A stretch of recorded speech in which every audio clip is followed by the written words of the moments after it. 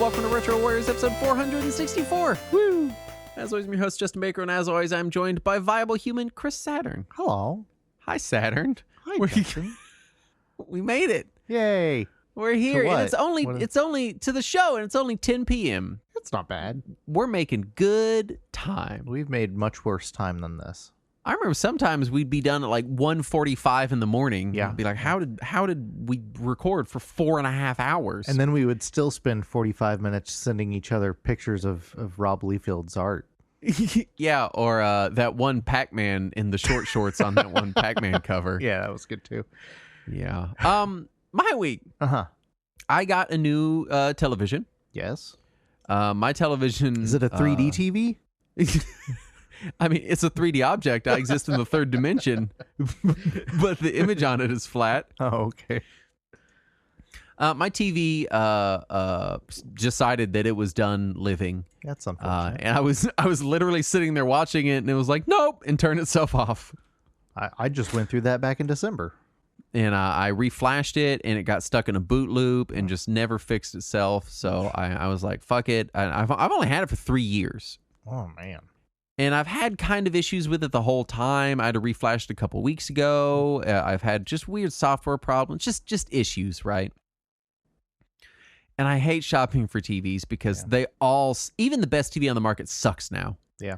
Even the best TV on the market has like a shitty built-in Android TV that like doesn't have enough memory, or the speakers blow ass, or there's no tuner, or it's just. I would never, ever use built-in smart TV functions. I won't bring myself to it. For things like I had a Hisense H9G. That's the one that killed itself. Yeah. And it was only Android TV. So even if I plugged up my NVIDIA Shield, I would be navigating through an Android TV to go to another Android TV. And it just felt stupid. It felt stupid to do that, you know? I never see the Android TV interface on my TV just because I use my Harmony remote, which just swaps between inputs without me seeing any of the input menus. I was relying on CEC, which never worked right on that television. Yeah. So I bought a Samsung OLED. And it's nice. Yeah. I have it completely disconnected from the internet. That's good. Yeah. So it just has an OS that puts you on inputs or live TV, and that's all that it does. Nice.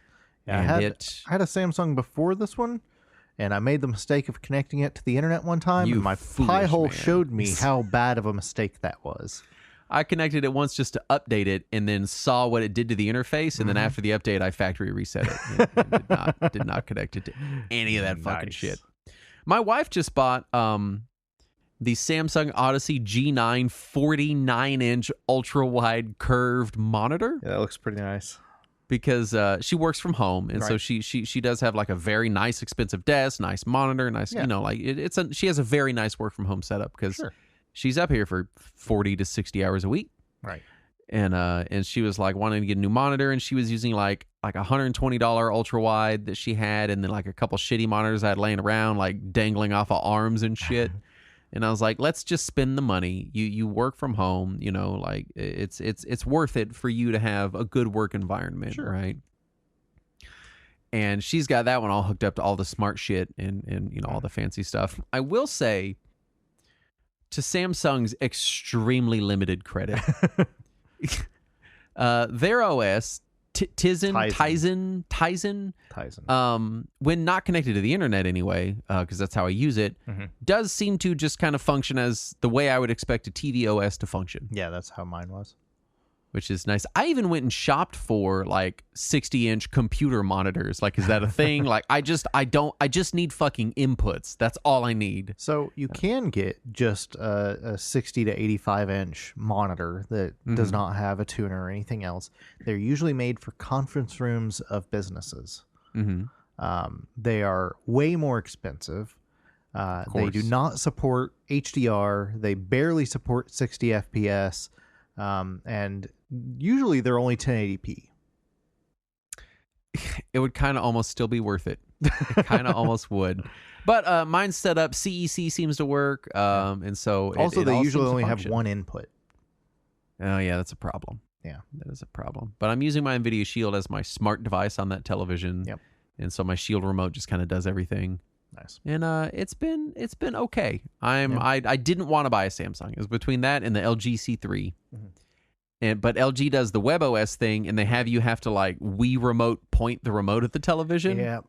And I'm just not gonna do that. Yeah, I don't want that. Samsung makes a good screen as long as you never put it online. Yeah, and that is exactly what I'm doing with it. Nice. Although the live TV, it has the new ATSC 3.0 tuner. Yep.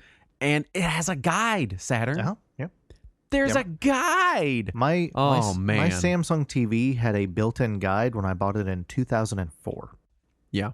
And that was ATSC 2.0. That was when we were first getting HD channels, and I could see the guide of all the local channels. This, maybe it's a Samsung thing then, because this is the first non-CRT television I've ever owned that had a guide built into its tuner.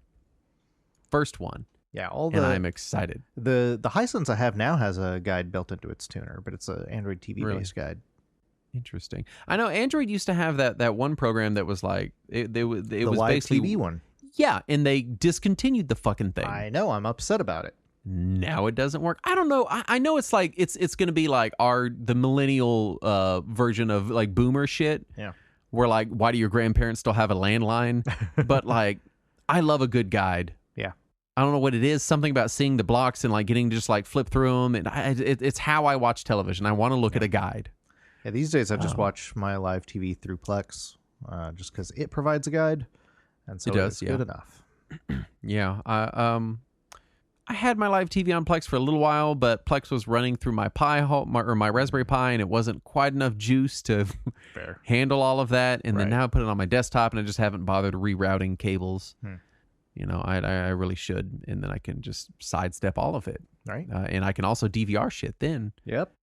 But at this point, my home server setup is so weird. Like, all my media files are stored on my Raspberry Pi. My desktop automatically pirates the stuff that I want to watch and then sends it over the network to my Raspberry Pi. But then my Plex server is running on my desktop. So it is playing and transcoding media across the network one way to itself to transcode and then spitting it out to whatever device I'm watching it on. Nice. And so it's just kind of a mess. Yeah. Other than that, it was my daughter's last week of school in second grade. Nice. So... One, she only had like 2.5 days of actual school, and two, I had to go up to the school for multiple different events this week. Oh dang! And I just school was not like this when I was a kid. Right. When I was a kid, I felt like we were there. Like we got like 1.5 day a year, and it was on the last day. Oh, we would get 2 or 3 half days a year. I just don't remember being. And then I was up at her school, I think like 2 or 3 times this week, in addition to taking her and picking her up every day, just doing events, going to awards ceremony. I had to go to 2 separate awards ceremonies. And we never had any of that. I remember having the awards at the end of the year. We'd all go in the auditorium, and they would hand out like perfect attendance and A honor roll or whatever, you know. And then they'd usually we just got that with our yearbook. Like when they handed us our yearbook, they're like, "Here's a ribbon." No, we would do it for. It wasn't all of them. It was like the big ones. It would be like we had the accelerated reader program. So it'd be like the kid that read the most books. I think they would do perfect attendance because there was always only like 3 of them, you know. And they would hand out. You get trophies. I have a trophy from 3rd grade for reading like the 2nd most books in the school. I never got any of that. We would get little shitty like dollar store mass produced blue, red, or gold ribbons or something. Yeah. And you know, it'd just be like when they handed you your yearbook, they'd be like, "Congratulations on your attendance and your reading, and here's a ribbon." That's weird, because my brother is 4 years older than me, which puts him much closer to your age. And I know he had award ceremonies because I have the home video of them. So I don't. Maybe it was just a school district thing. Maybe your district didn't want to do it. My daughter's school, we had to go sit through the entirety of her entire 2nd grade, each of them getting every single A honor roll and AB honor roll award announced on a stage on a microphone, and then each individual student for each award got to go up there, pose for a picture, and then exit the stage. Okay. And I love my daughter, and I'm very proud of her for making A honor roll. She did a wonderful job. She worked very hard this year. Yeah. But that's a lot of time to sit there and watch over 100 children individually receive awards and clap after every one of them. Yeah. And my parents just wouldn't have shown up. It was like a whole afternoon. I was stuck like, there. "Oh, we're busy that day." And then after the awards, they're like, okay, take your kids home. And I was like, it's 12:30. They have 3 more hours of school. I have shit to do. Right. Like, what?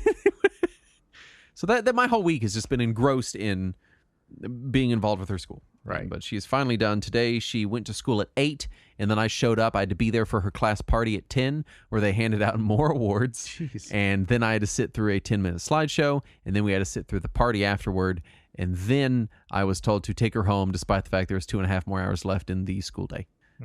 So that was my week. Just lots of being. I feel like I graduated second grade. Honestly, a second time. I feel like I got to relive that. What have you been doing, Saturn? My memories of second grade are sitting around and drawing Mega Man maps. Yeah, sounds about right. Anyway, I picked up Proto Droid Delta.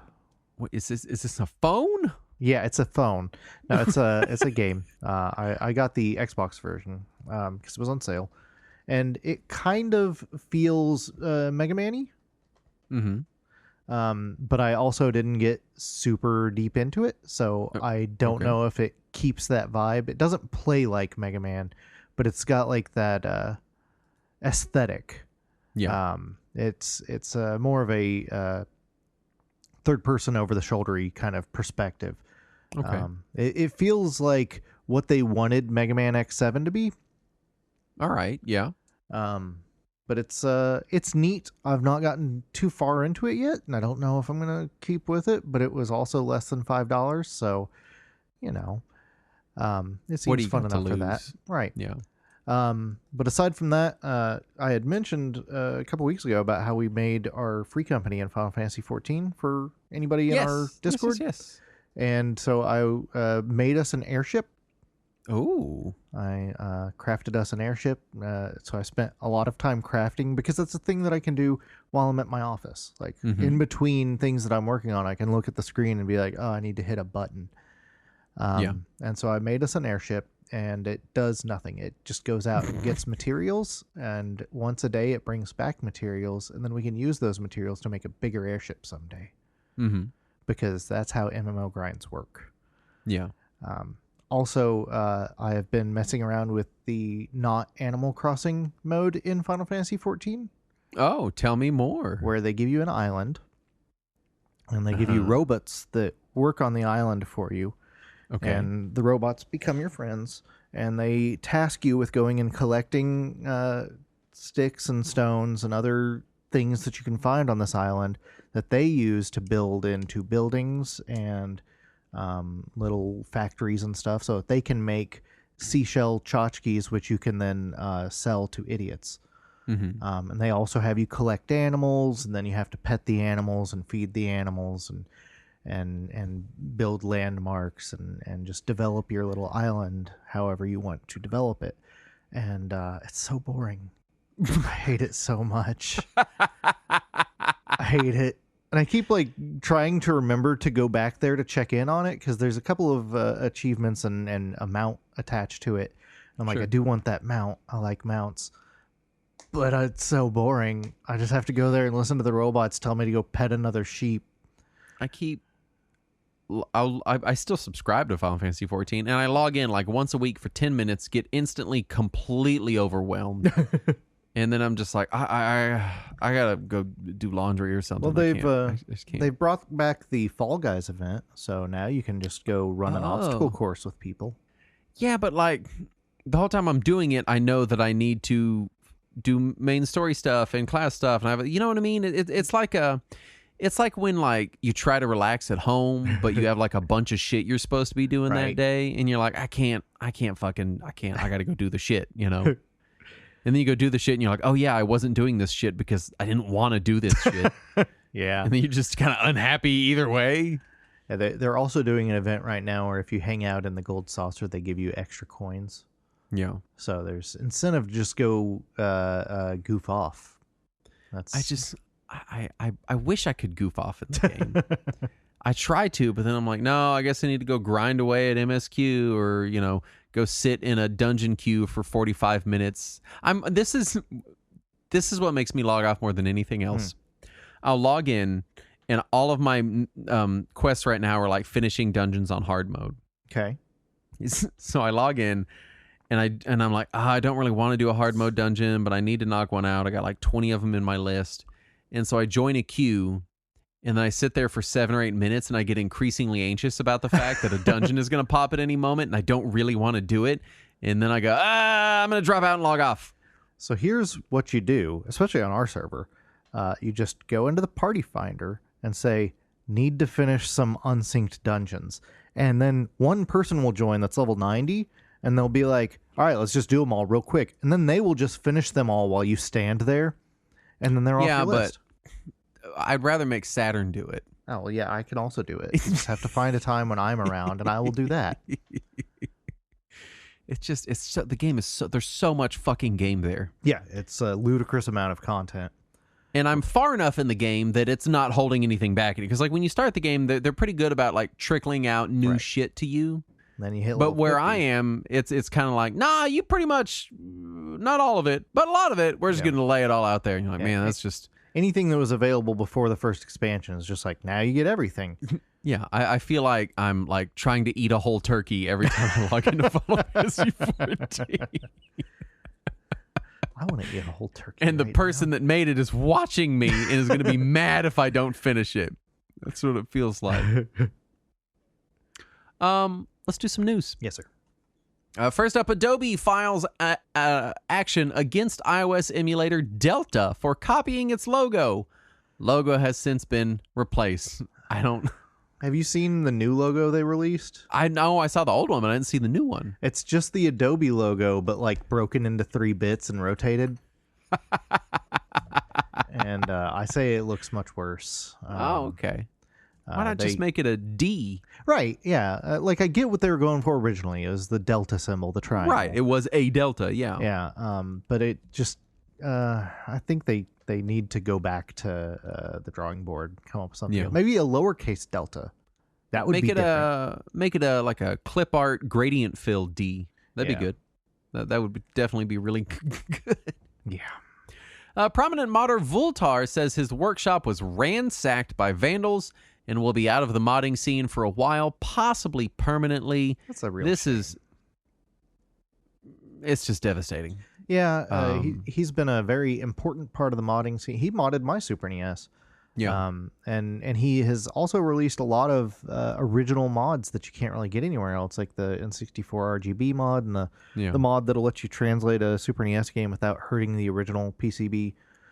He said in the post that and I saw the picture, the place is fucking destroyed, that nothing was stolen. Right.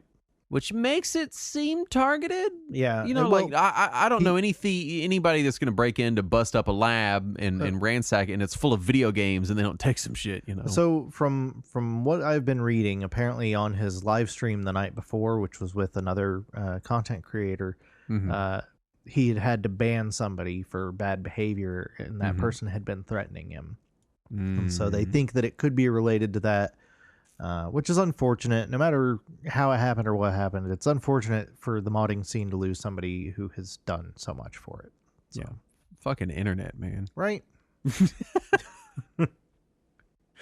Mars FPGA will allow for modular cartridge and controller ports. That sounds familiar. Oh, you know what? It almost sounds like something that companies should have already done. What could we possibly?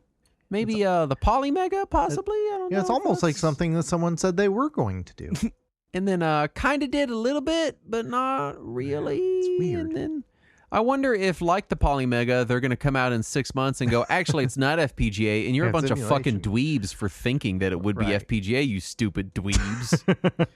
I don't remember exactly how the Polymega guys insulted the community, but it was something really stupid. Yeah. They're like, you're a bunch of turbo dorks. And we're like, well, yeah, but fuck you, man. Like, what's your problem? Dempa Micomsoft has announced that they're releasing a PC-88 micro console, which I'm in favor of. I love these little micros. I've not picked up any of the PC ones, but I'm in favor of more micro consoles. Yeah. I did hear in the Discord that the PC-88 has a ton of porn games. It's true. So if that's your bag, then There you go. It is really adorable looking, and also Dimpa Micomsoft is possibly the most Japanese company name I've ever heard. It always makes me think of that 3DS game, the Dimpa Min. Oh, yeah. You remember that? That was some weird ass shit, Right. but it was fun. I reviewed that game for NWR back when I was working there. It was so weird. Nice. Konami has released a new Castlevania arcade game.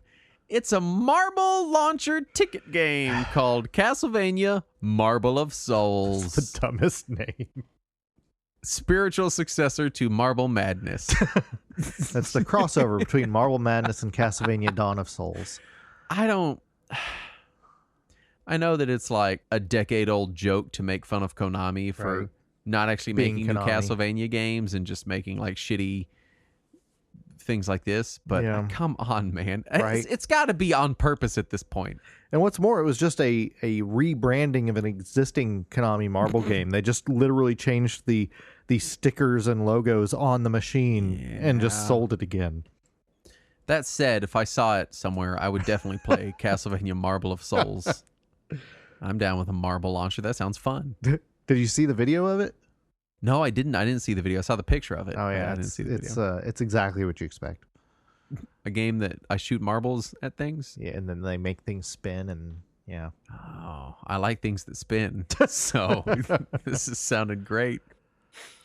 LRG's TMNT vinyl soundtracks include the same lossy compressed recordings as used on the Cowabunga collection. What? Meaning they pressed a vinyl disc with shitty low quality sound that was not mastered for vinyl. So that's not how you do it, LRG. Now they did come out and say that they were forced to do it due to restrictions from their licensing partners.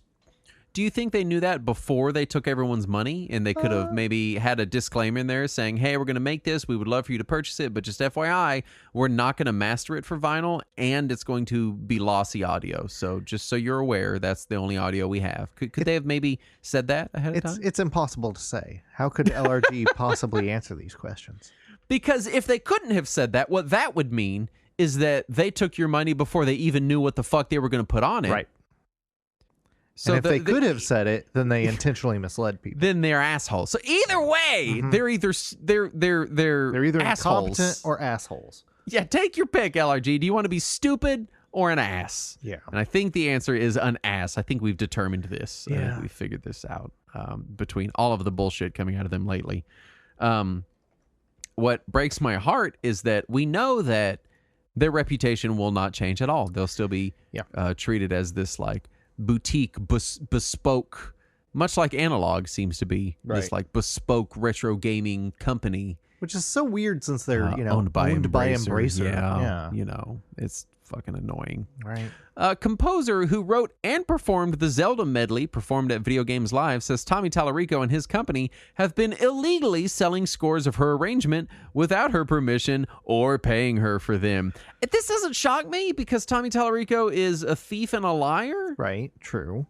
It is disappointing though. We were talking about him today in the chat in Discord, and he came up, and I was like, I'm conflicted on him because he's very obviously, the man's pathological. Yeah, he's troubled. Yeah. And he's a thief, but he's also such a fucking sad sack. Yeah. You know, that like you kind of want to feel bad for him, but then but then he acts like a dick about something again. It's one thing to pay for and shoot your own fake version of MTV Cribs to say that you were on MTV Cribs even though you never were on the show. Yeah. That's like, oh, dude, that's kind of sad, but like you don't like hate the person for doing it. You're just like, that's fucking weird. Right. But then when he gets angrily defensive about it later. Right. Then it changes. But then when he's just literally stealing from people. Right. You're like, you're literally just stealing and selling someone else's work and saying it's your own. You're constantly taking credit for other people's work, saying you did it. Like that is a little less the composer said that she had done an original flute solo during her performance of it. Yeah.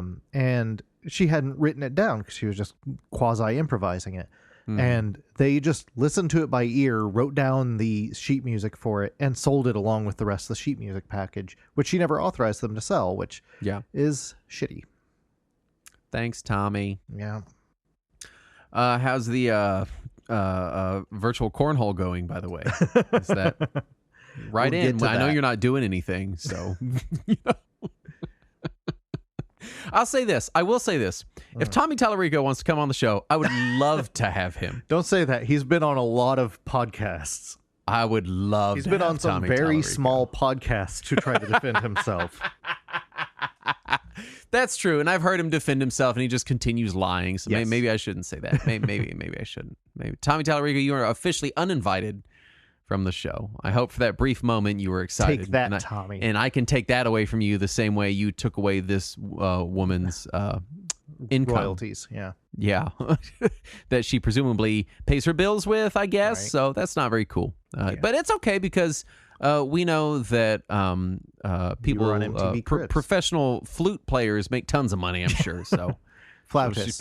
she's flautist. Yeah, that's the word I wanted. Flautist sounds like someone that makes a special kind of tortilla to me. Right? So I just... Sounds like a dessert you get at a Tex-Mex restaurant. Yeah, yes, I'll take the flautists, please. Yeah. Give me Oh, 2 yes. sopapillas and a flautist. Yeah. Hey, Saturn, raise the flag. I want more flautists. Can you? It's a Ponchos reference for anyone. This is our second show of the night. I know that you can't. No one can tell. Yeah. But here we are. Poncho's Mexican Food Buffet. Fans have created Mario Builder 64, which is a Mario Maker style mod for Super Mario 64, which is really super neat. awesome. Yeah. I've not messed around with it. I probably or won't mess around with it just because I don't really care for Mario 64, but it's neat that it's there, and I hope That's people cool. enjoy it. Yeah. Nintendo has dropped the Maker thing. I still want to know where our Metroid Maker and our Zelda Maker and Right? stuff is. Like, Seriously. fucking stop doing a thing and then not doing it ever again, Nintendo. I would also take a Pikmin maker. Yeah, I would That'd be be down with great. that. Star Fox Maker would be kind of cool. Yeah, you can keep that one. Nintendo is purchasing Shiver Entertainment from Embracer Group or whatever they're called now. Yes. So cool. This is the studio that did the ports of Mortal Kombat 11 and Mm-hmm. Hogwarts Legacy and a handful of other games to Switch. Games that should not work on Switch. Right. And Nintendo has stated that as of now, they are just going to continue to encourage them to keep porting games like that to Switch. I think that's a vital purchase for Nintendo. Yes. Especially if the Switch 2 ends up being as underpowered as I suspect it's going to Right. be. Granted, probably 10 times more powerful than the Switch, but Right. But that's not saying a lot. comparatively underpowered to everything else on the electronics market. Compared to modern phones. Yeah. Masahiro Sakurai says he refused to add Dolby Surround support to Kirby's Air Ride because he didn't want players to have to sit through another logo. This is the kind of design that we fucking need in the world. Can I just put that out there? I just got done modding Ayuden Chronicle because I didn't want to sit through 45 seconds of logos every time I booted the game up. It is untenable. Yeah. All you motherfuckers need to put your logos on the same fucking screen all at once. But Just put Justin, them there all at once. the contract that they paid says it has to be a separate screen. Like, I get that you did it the same way movies did it, but the thing is, you don't watch a movie for 17 hours and stop it and start it 10 times in a weekend. Right. You don't do that. You watch it once, and then maybe if it was really good, you watch it again the next day. Whatever. But also, on a movie, I can fast forward. I can fast forward through your shit. Right? Thank you, Masahiro Sakurai. Finally putting your foot down where it matters, Yes. which is logo bloat. Anytime I I know hear Masahiro Sakurai's name, I still think Massive Hero Soccer Guy. Massive Hero Soccer Guy, the best soccer player in the world. Microsoft will be adding AI into Minecraft and other PC games and Xbox games for some reason. We don't know why. What would it even do? So What would it even Microsoft's possibly do? Copilot will help you learn what recipes are in Minecraft.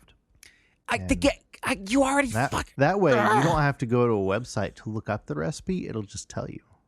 just put him in. God damn it.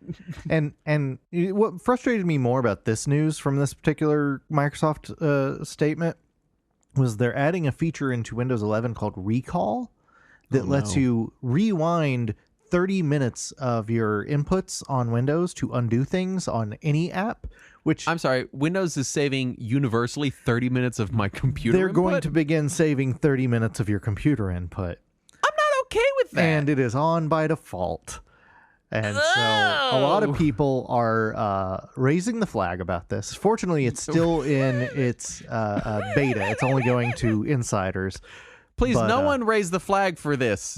No, I don't want any more. We don't want more of this. We don't need more ponchos. We don't need more ponchos. No, so this is infuriating to me. I do not want Microsoft to record 30 minutes of my screen inputs, and they've already admitted that they know that it's a problem because they said that they are looking at a way to turn it off by default for business users. So they know that business users don't want this. They should know that home users don't want it either. I mean, that's a fucking rootkit. Right? Jesus Christ. A special Hudson 50th anniversary event was held privately in Japan and included a lot of discussion and behind-the-scenes information on the PC Engine and other Hudson projects. Yeah, they said that they did not allow video cameras at the event, which is weird. How 90s of them. Right, but they did have a lot of regular cameras and stuff. So there's a lot of pictures of the event, and a lot of Japanese and Western developers were invited to go and celebrate Hudson and its history in the PC Engine, and it looks real neat. Yeah. IGN has purchased the Gamer Network portfolio, including Eurogamer, Games Industry, VG27, and Rock Paper Shotgun. Two of those are some of the only news sources left that I still actually read and trust. Right.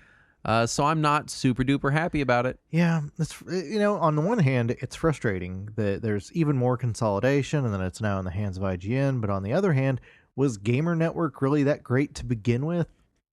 Yeah, that's true. That's fair. That's a fair point.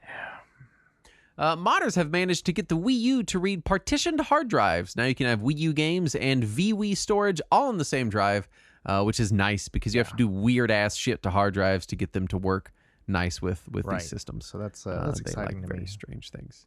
And finally, Atari has purchased the Intellivision brand and library to presumably fuck up making cartridge games for the Intellivision. So I guess what they said is they want to make the existing library more widely available digitally, and also potentially make new games in the future. They did not, however, purchase the Amico. Or any of its related copyrights. So the previous Intellivision company will still own Amico and get to pretend that they're still developing it. Atari has also licensed the Intellivision library back to old Intellivision so that they can make all of their weird new games for Amico. Mm-hmm. It's just hilarious to me that they bought Intellivision, but even they were like, no, we don't want Amico. You can keep that. When even Atari knows that's toxic. I was paying attention to what you were saying, but I also just looked, and there's still a Poncho's Mexican buffet in Lake Worth. Yeah, there's like 3 left in the world. I kind of want to go. No. Saturn, you want to go with me to Poncho's? Not even a little. I didn't like Poncho's when Poncho's was around. I know better. My family was disinvited to Poncho's by the manager of Poncho's. Poncho himself came out. Because my brother barfed up an entire 2-liter of Big Red. I remember you telling me about that. That's gross. All over a Poncho's. It was that one in Jacksboro, on Jacksboro Highway in Lake Worth. So, well, you got to go back now. You should bring your brother. That brings us to our topic at hand. Does it? Which is 1991. Well, I guess it does kind of bring us to that. Yeah, the transition from my brother barfed up a 2-liter of Big Red out of Poncho's segues perfectly into 1991, the year that brought us Nicktoons and Smells Like Teen Spirit and some other shit, I guess. I don't know, whatever. As far as scope, we are in North America, specifically in the United States of America. True. And so most of the stuff we talk about is North American specific information because that's what we know, that's where we live. Right. And honestly, that's where most Wikipedia articles are covering and written from that perspective. Right. So for those of you not in North America, if you want to tell us about what 1991 was like for you, write in. We'd love to hear it. Right. And all charted items, anything best-selling, most grossing, et cetera, are listed in order from mostest to leastest. Yes. So just in case we don't say specifically, everything is most to least. Right. So where were we in 1991? I was 3 years old. Okay, yeah. So a lot of memories here. So I was mostly trying not to pee my pants and crying a lot. Probably going to Ponchos. Yeah, probably a lot of Ponchos. We did go there a lot. At this point, we had an NES that was my brother's, but I'm not sure I was like really gaming at 3 outside of like maybe hammering on an NES pad or whatever, you know. It wasn't, or maybe I was and I was incredible at it and I've just forgotten it. I don't know. But yeah, I was a toddler, so I have little in the way of memories or meaningful things from 1991. And actually, the reason I wanted to pick this episode was because I wanted to hit right in that like FMV multimedia console craze. Yeah. And we ended up like being like a little bit too early. A little shy, yeah. But we're off by like a year. Like really, I think 1992, 93 would have been a better choice. Yeah, it would have been the last gasp of it.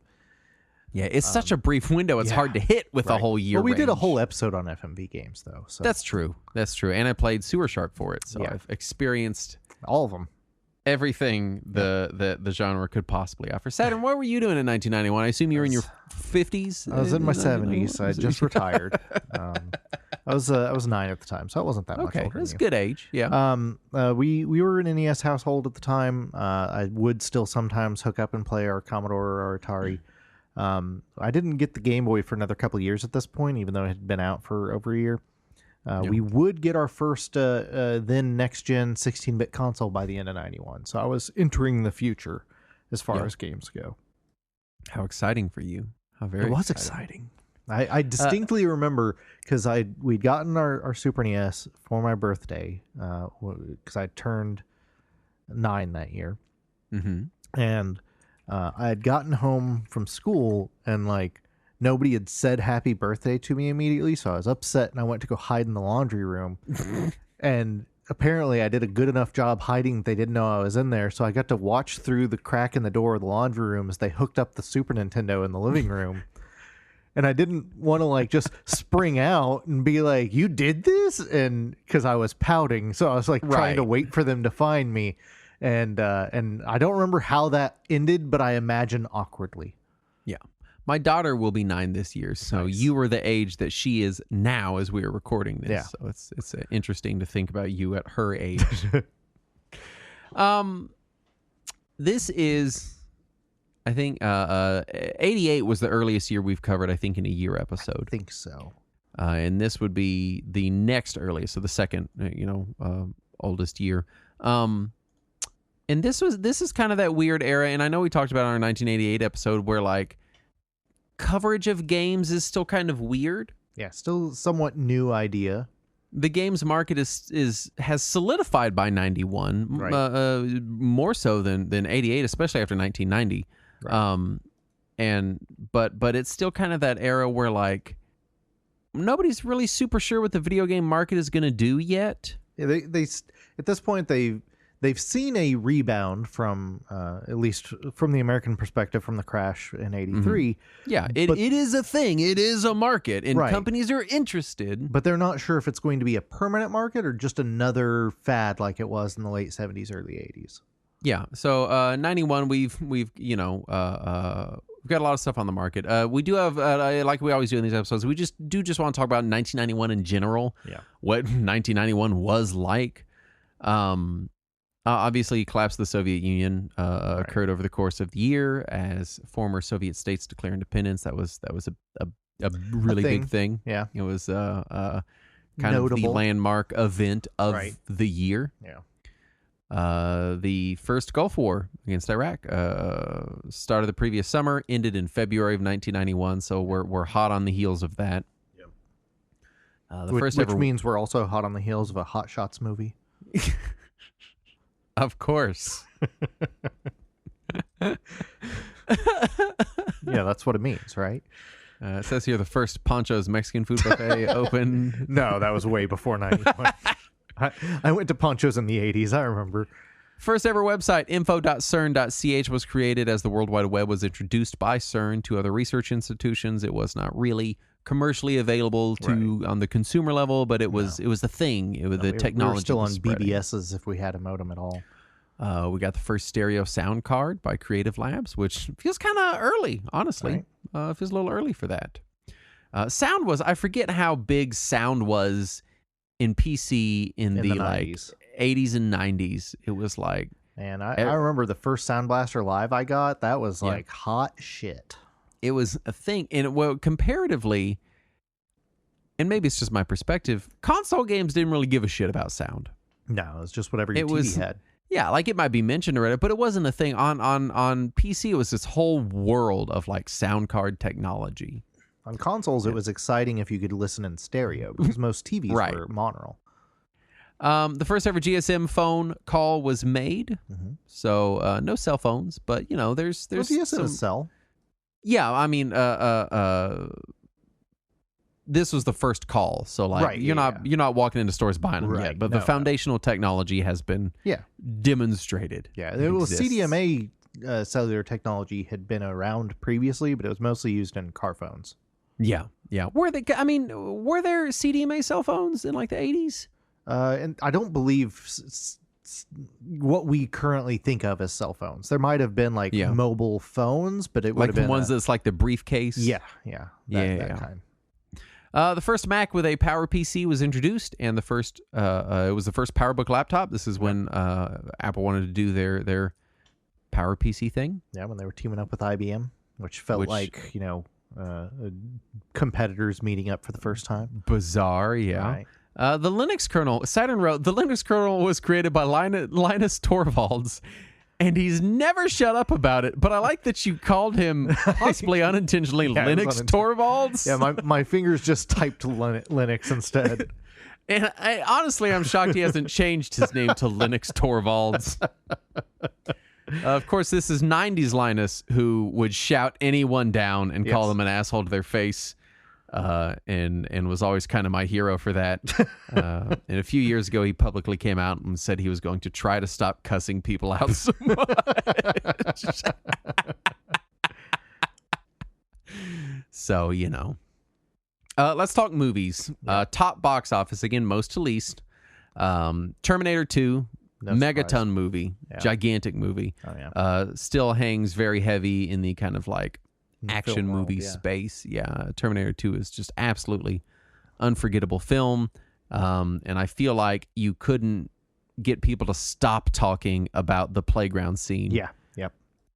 That traumatized me when I saw that in the theater. It's fucking visceral. I was watching Terminator 2 like last week, and it's still like, oh man, this is fucking visceral as shit. I was 8 or 9 years old in the theater watching Terminator 2, and just like that fucking hit me.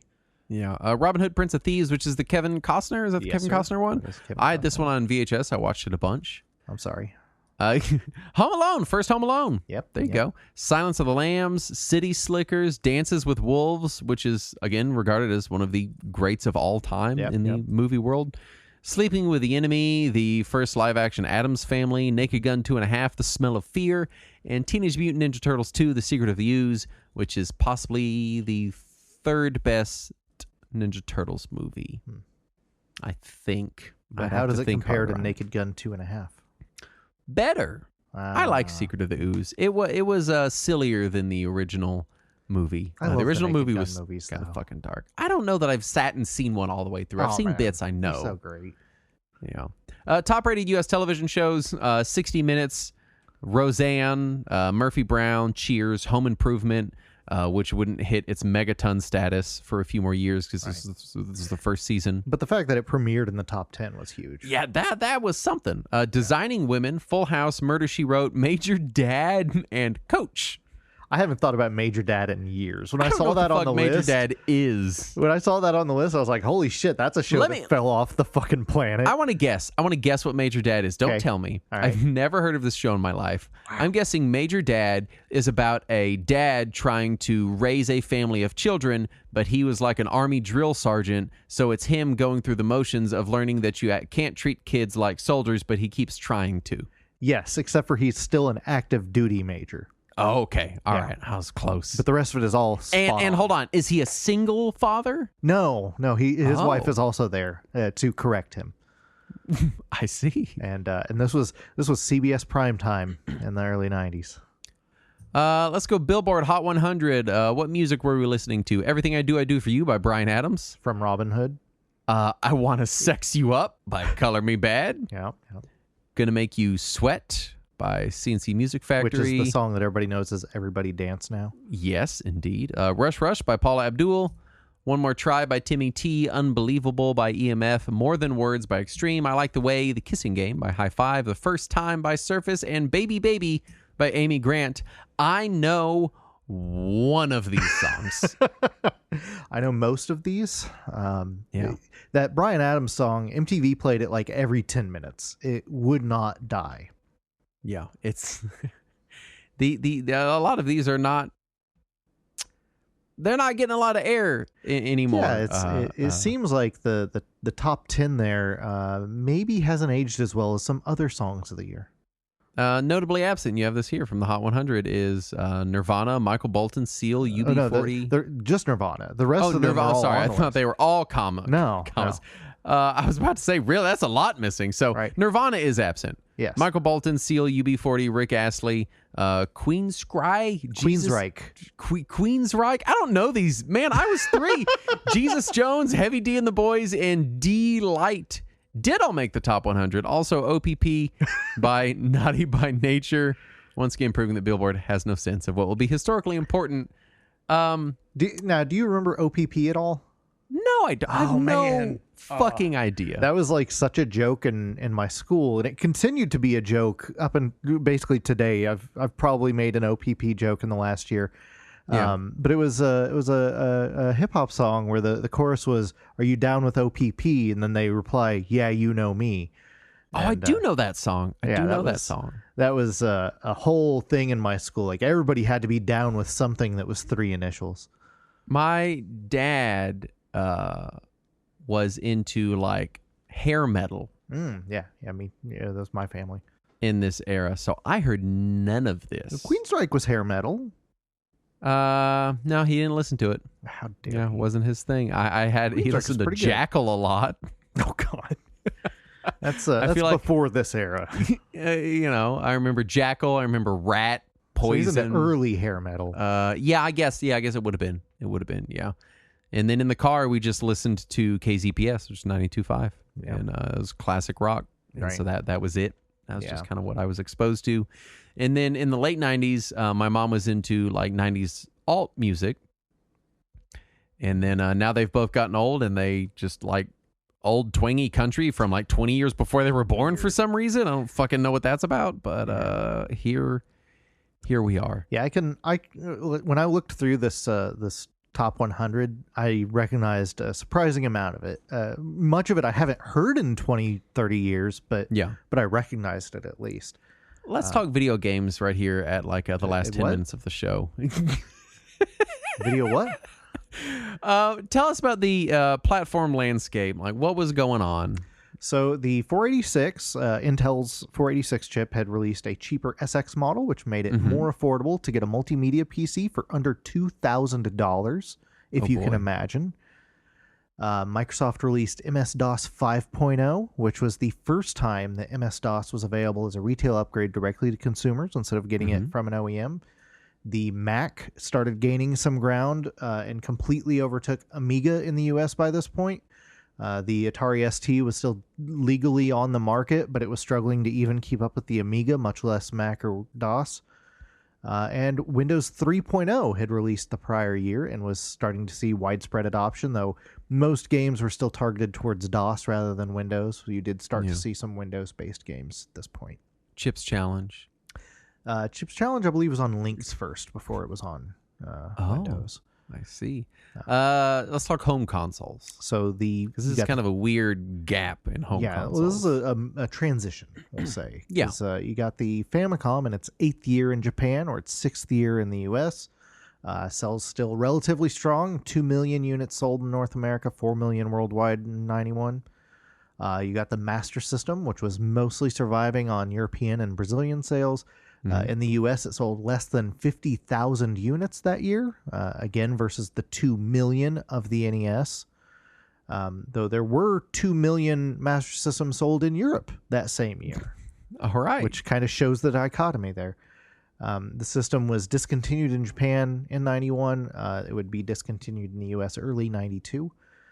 The TurboGrafx and Genesis had both debuted back in 89, but so they were in their second full year. The Genesis was going strong with over 1.6 million units sold in the U.S., 3.1 million worldwide. The Genesis also saw some price drops this year to compete with the new Super NES that had just released. The TurboGrafx was doing okay in the U.S. It had sold 950,000 units, which, was pretty good, nearly a million. It's okay. It sold 2 million worldwide, which means that those other million units were all Japan. The TurboGrafx CD sold 80,000 units in the U.S. with that is rough. Yeah, it's still more than the Master System. 80K is brutal. Yeah, versus 800,000 worldwide that same year, which means more than 700,000 of those were in Japan. Yeah. Super NES debuted in Japan this year, it debuted outside of Japan this year. It debuted in Japan the previous year. And it had 2 million units sold in the U.S., 5 million worldwide. Console wouldn't release until Europe until the following year. The original MSRP for the Super NES in America was $199.99, which is $460 in today money. Okay. Also, pretty on par. Yeah. Also, the Neo Geo AES released this year. I always forget about the AES. Yeah. Sales figures were not listed. The Silver System package released at $399.99, which would be $920 in current American dollars. It included one controller and nothing else.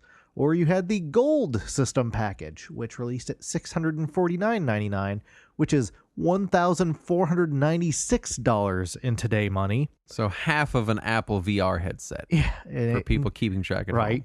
It included 2 controllers, a memory card, and a game, though the game varied depending on when it was purchased. I cannot imagine spending $1,500 on a game console. That's insane. Just an eye-watering amount of money. But speaking of eye-watering amount of monies, the first consumer model CDI unit was released in 91 with an initial MSRP of $1,000, which adjusted for inflation is $2,302 for a CDI. Fucking imagine the person that paid the equivalent of $1,000 for a CDI. Because I had, no, I didn't have one. Yeah, I was thinking the Playdia. Still, CDI, $1,000 for CDI is just a fucking travesty. I could not even imagine. Money. That's just disgusting. My God. Let's talk handhelds, which basically means Game Boy. Yeah, so the Game Boy was just owning the market. 4 million in sales in the U.S. alone, 7.3 million worldwide. Yeah. The Game Gear was around. It released in the U.S. in April of 91. Pulled in just over 600,000 units in the U.S., 1.5 million worldwide. Initial MSRP for the Game Gear was $149.99, which would be $345 in today money, which was more than the Game Boy cost at the time. It's a lot more. Yeah. The Atari Lynx got its redesign in the Atari Lynx 2. I don't know that anyone noticed, though. Yeah, it is. This was it's interesting. I was looking through some magazines from 91, and you see a lot of Game Gear ads, and man, it looks good. They're hopeful for it, but it's everything. Like I saw ads for it. I saw little in the way of hype for it, right? Which I found interesting. And I will say, as someone who is 9 years old at this point, right? So I'm in that age where I am who they want to market to. Yeah, right? You're dead heat in the portable video game marketing demographic. There was heavy excitement in my school for the Game Gear. Like people were stoked. They're like, it's a portable video game that's color, and you can play Sonic on it. And it's backlit. And it's well, we didn't know the difference between front lit, backlit, any lit. Right. We were kids. I guess it was front lit. It's lit. The screen is so lit, Saturn. we were just excited that it was color. That was our big thing. We didn't care if we had to play directly under the surface of the sun. We just needed, color. But then it came out and people started playing it and seeing how bad the ghosting was. and the hype kind of died, I would say, within a year from my age group, which is brutal. Yeah. If you can't keep 9-year-olds on board, Right, you're screwed. Yeah. You know what I mean? Like you're just screwed. I don't remember, obviously because I was 3, but I don't know the launch lineup for the Game Gear. But I was trying to think, like, what was G-Lock a launch title? I feel like I feel like the Game Gear never had its killer app. Right. It never had its game that was like, you gotta get a Game Gear to play the Game Gear port of the Lion King. Like, so the U.S. you know what I mean? launch, here's your U.S. launch for the Game Gear. You have Castle of Illusion, you have Columns, G-Lock, yeah, Psychic World, okay, Super Monaco GP, all right, and Revenge of Drancon. That's a rough Now, lineup. Revenge dude. of Drancon, for people who don't know, is just Wonder Boy. They just changed the name on Game Gear for no reason. That's rough. Meanwhile, the Game Boy's over there taking 2 less batteries, lasting 3 times as long Taking for 4 half the less money, batteries. and it came with fucking Tetris. Yeah. Like, shit, man. Yeah. Yeah. That's It's rough funny. I remember looking back on the Game Gear and being like, why wasn't this more successful, you know, like in the early aughts? And then it's just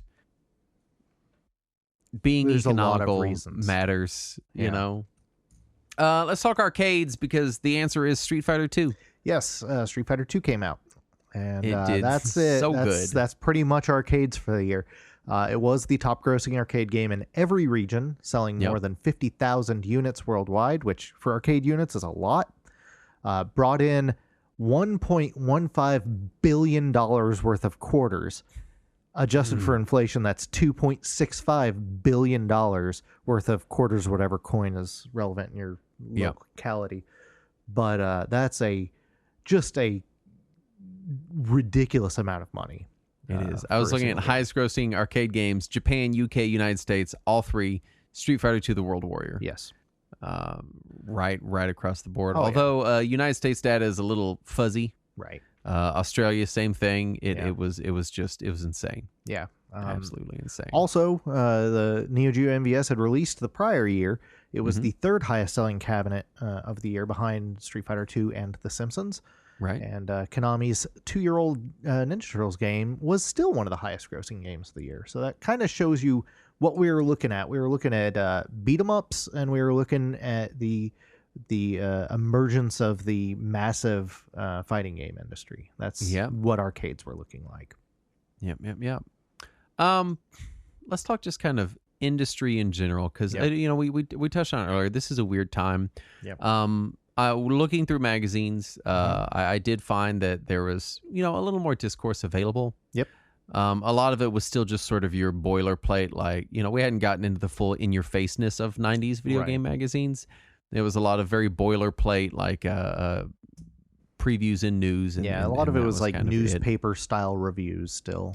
Yeah, it felt very, you know, very dry, I guess, would be the way to describe it. Not a lot in the way of, and I guess it's all entertainment industries these days, but video game media industries are so focused around hype and what is coming, and it's weird to look at video game media that's not just basically 99% hyping something. And advertisements.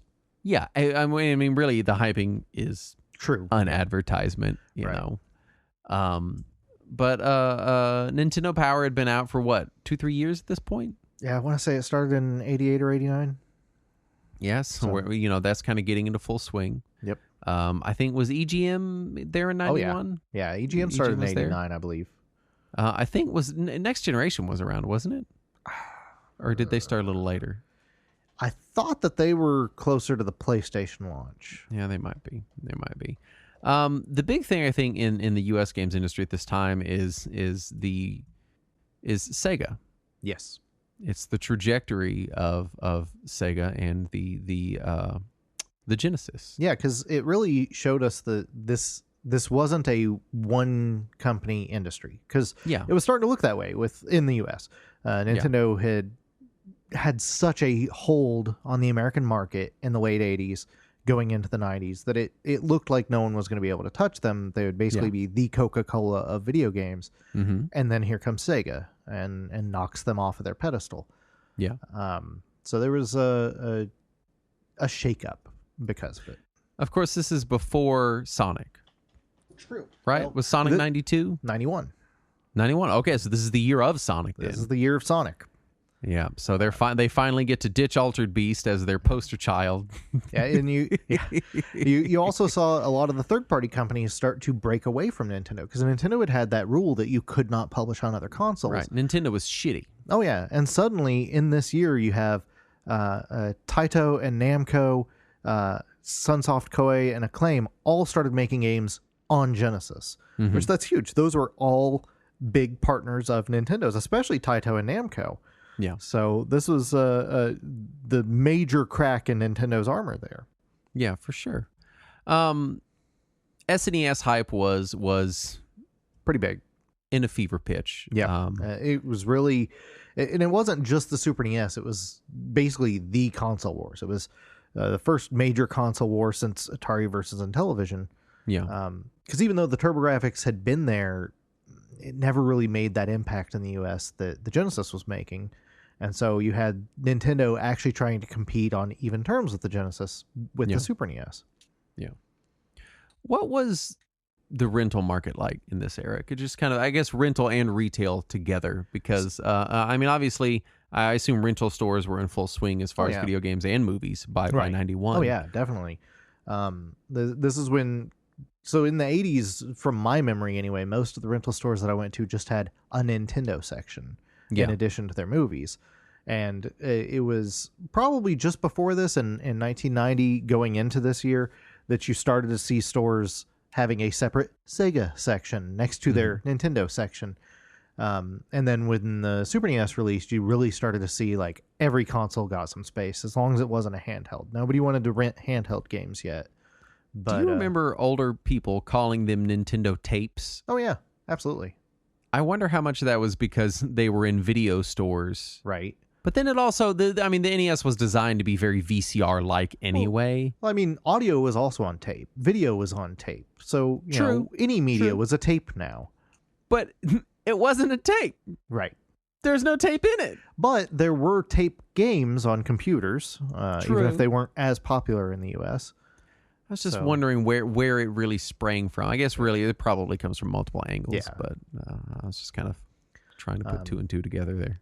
Yeah, so in my neck of the woods, you started to see Blockbuster in the bigger towns, whereas privately owned, family owned video rental stores were still the standard in my area anyway.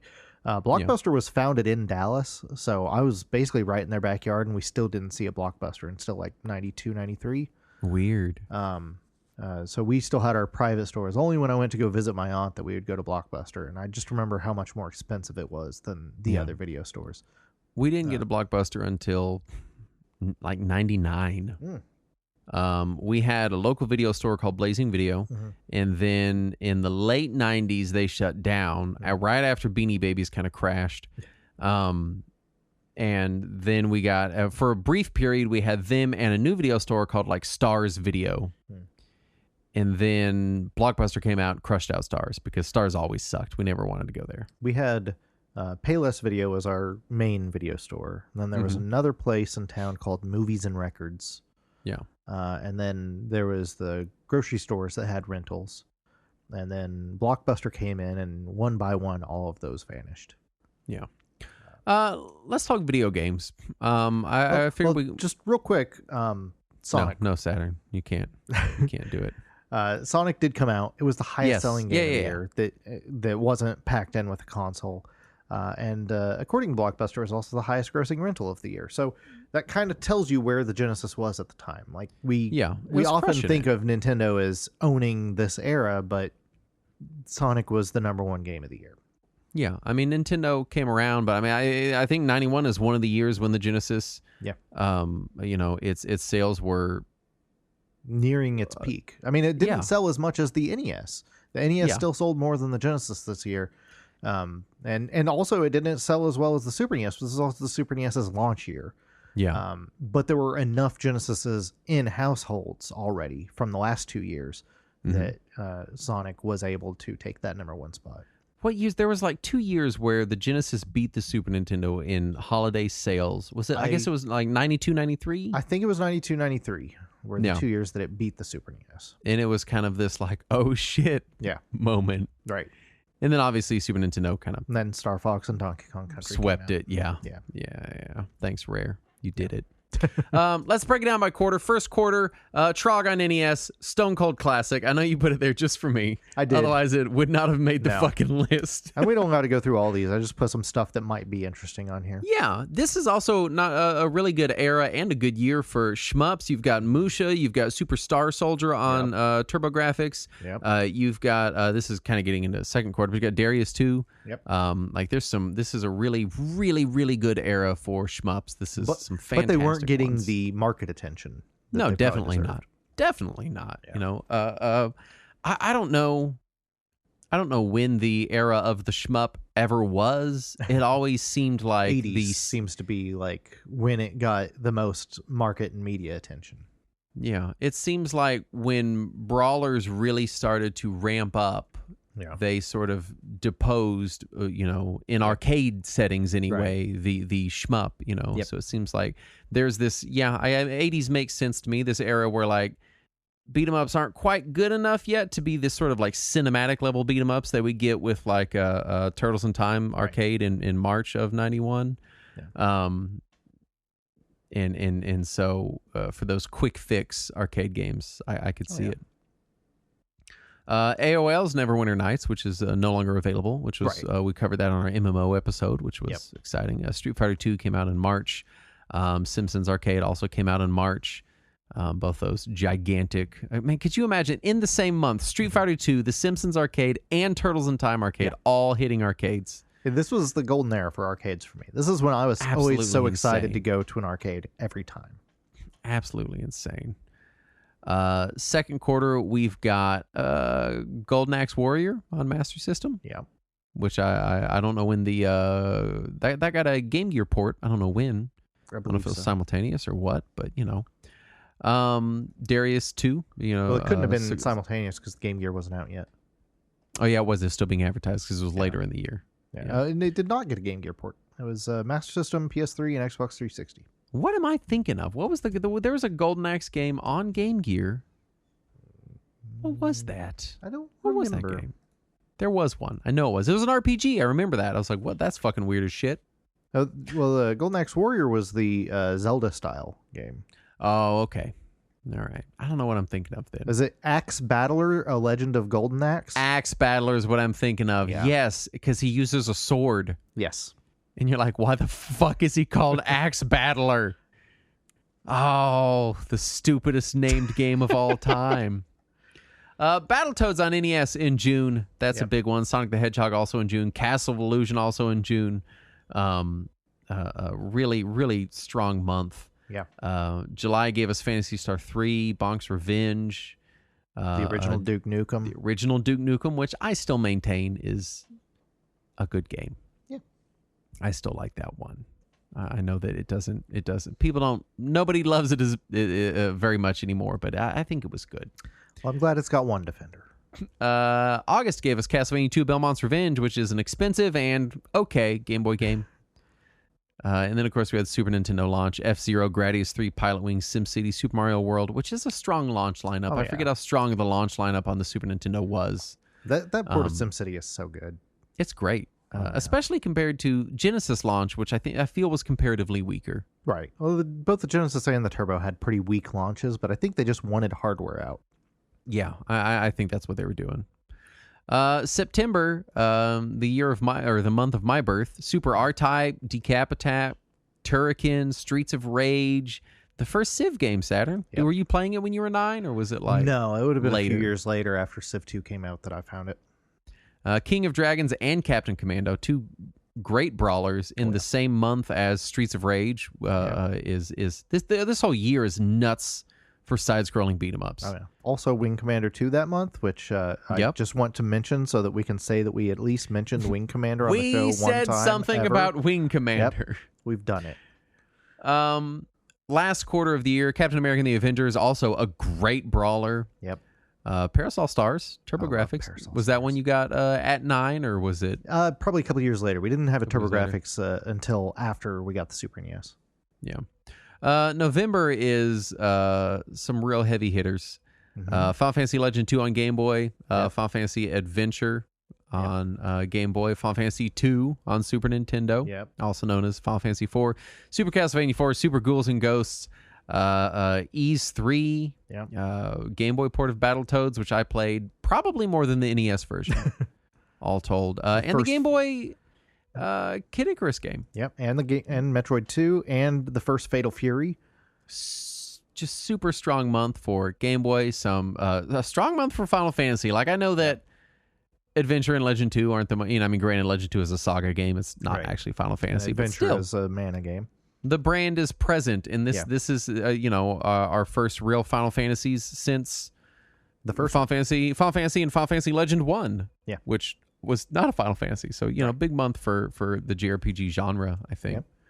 In the West anyway. And if you didn't have a Super NES, you could still play Ys 3 on your Genesis or TurboGrafx. There you go. December gave us Batman Return of the Joker on NES, which is a weird NES game. Yeah. It uses some kind of weird-ass chips in it. Proprietary Sunsoft chip, yeah. Yep, very, very fancy, very good-looking NES game. Yeah. I like that one. Ninja Gaiden Shadow on Game Boy, which is Ninja Gaiden on Game Gear, which is also Yeah. TMNT 2 Back from the Sewers on Game Boy, which is And then Sonic the Hedgehog. The Master System Game Gear, Sonic the Hedgehog. Master System The Game Gear Genesis the Sonic Hedgehog. was back in June. So kind of a weird. This is like all of December is like weird ass ports Yeah. of shit, and then Monkey Island Yeah, too. Monkey Island 2. That's the winner that month, I think. Yeah, I think so. I might not love it, but other people do. I probably would have been playing Joe and Mac. Yeah, That's I where I did would've play been. some Joe and Mac that month. If I can say that definitively. We rented. That was the first game we rented for our Super NES. If I had to pick, I would say this is definitely the year of the brawler. Yeah. Just some absolutely megaton brawlers. which is funny because Street Fighter 2 absolutely dominated the year. yeah, it decimated every other arcade game yeah. by a mile. But there were a ton of good brawlers that year. Yeah, absolutely. I was looking at the performance of just highest grossing arcade games of 91 in Japan specifically, and I was surprised to see Final Fight was number 2. Because that's Which came out couple in years old at that 89, point. yeah. And so I think it just really points to the fact that Final Fight is still topping arcade charts, and I think a lot of that is why we're getting so many brawlers. We've got Simpsons, we've got Turtles in Time, we've got Streets of Rage, we've got Captain America and the Avengers. Like, there's a shitload of King them. of Dragons and King of Dragons, Captain Commando. Captain Commando was so fun. Oh yeah, I feel like that one doesn't get any enough game that love, lets and you play as a baby in a mech suit is worth it. or a fucking mummy. You could be a mummy. There's I a guess. joke. I know that it's second show of the night. We're like coming up on the end, so like we say whatever we fucking want. Nobody's listening, right? Nobody's listening anymore. The joke in my weekly D&D group is that I put mummies in everything. Like every time they're like, "Of course, there's a fucking mummy here. Justin's running the game. There's gonna be mummies." So I just want to put that out there. As Nice. I'm known as the mummy guy in my weekly D&D group. Justin Mummy Guy Baker. When I was younger, I remember I used to stay up till 3 a.m. just to watch Mummies Alive because it came on God, I at remember 3 that shit. a.m. And I think the Yeah. only reason it came on at 3 a.m. is because No one was watching it. no one was watching it. They just they must have been contractually obligated. Notable events: Game Informer launched in August of '91. Yep. So one of the lamest rags in the industry came out. So there you go. But Companies. it had writers like Andy the Game Dandy. Oh, right. Andy the Game Dandy. Companies founded in 91. Vicarious Visions, id Software is a pretty big one. Yep. Bungie, also a pretty big one. Blizzard Entertainment, you might have heard of them. Yeah. The 3DO Company, you probably wish you didn't hear of them. And Cyber Dreams. Nope. I don't know Cyber Dreams. Oh, let me pull them up real quick because they had put out some stuff like I Have No Mouth and I Must Scream. Well, Cyber yeah. Race. They did Yeah. some weird adventure games. Was Cyber Race that shitty FMV racing game? I believe so. Yes. Oh wait, Oh. no, this is not the one. That was Death Race or something, or Mega Race or something. Either way, it was bad. Yeah. Either way, it was bad. Um, as far as trends in design, this is like right pre-multimedia FMV explosion. True. Which in my head I always thought of as kind of being the in-between between like the true 16-bit era and, you know, the PS1 and 64 era. That's how I always kind of categorize it in my head. But I think really what it was, because it would have been like right after this. It was, you know, it was would have kind been of like a flash in the pan when CD-ROMs started to become a thing. It feels like it feels like looking back on it that it was companies being like, yeah, I don't know about this 16-bit thing. Maybe we'd go a different angle. I think it was more they didn't know what to do with all the space that a CD-ROM gave them. And that was somehow the first thing they thought of. And they just kind of forced it upon us. And for people who didn't own CD-ROM based equipment, which was most of us, right, we would just see that from the outside and be like, oh, it's such amazing technology. Yeah. But the people who did own CD-ROM based technology were like, these are kind of shitty games. I don't want these. And so as more people got CD-ROMs, those died off because they couldn't sell them. I know I've made the comparison before, because like from my perspective, I missed the multimedia game frenzy entirely. So it just looks like a period of mass psychosis to me. It was. Right? Like that's what it looks like. But we're in the middle of one with VR headsets. Yes. And have been in one. And as someone who has owned with AI and with NFTs. Yeah. And as someone who has owned and enjoyed a VR headset, granted they seem to be sticking with those more and they do seem to be getting sophisticated and usable to a point, but also there's some analogs to be drawn there. I think that I did see I don't know. a review this morning for some AR glasses that project what looks like a 135-inch screen in front of you so that you can play games on it. People are those are hot in the Steam Deck space because you can just plug into the USB-C port and use it as a screen. Yeah. I've seen those around. That's a neat idea, except for it's only 1080p, which why would I want a 135-inch 1080p screen? Because you want to see every fucking pixel. I guess.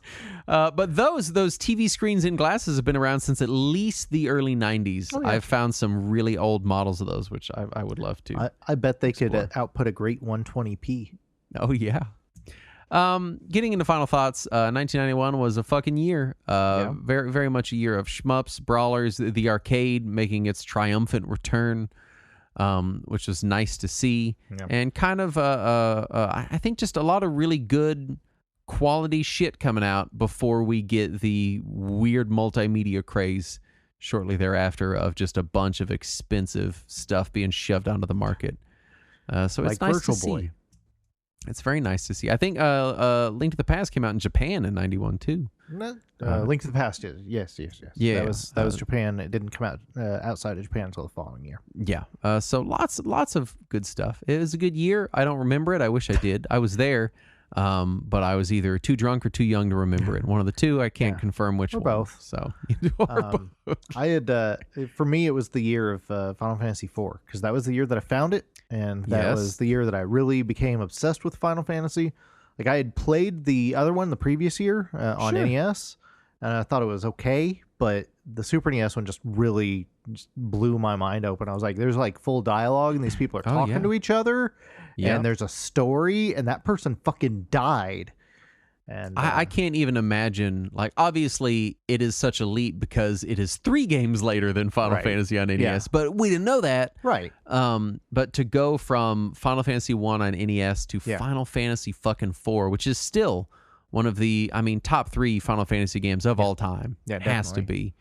Is that is such a leap. Oh yeah, it was massive, and it immediately cemented my interest. I was like, I want all games to have stories now. And then I saw some of the stories in other games, so like maybe less of these.